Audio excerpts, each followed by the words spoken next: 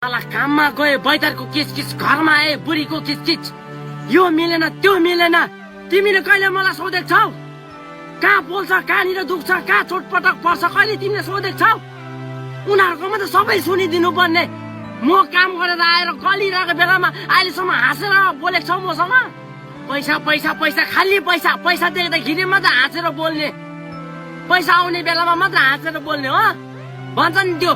छोरा मान्छेहरुको पहिचान नै पैसा हो भनेर हो रहेछ साला गर्दिन म तिमीहरु आफै गर नानीमा आफै ल्याउनु छौ एक दिन त राम्रोसँगले याद बिसाउनु दिनु छ्या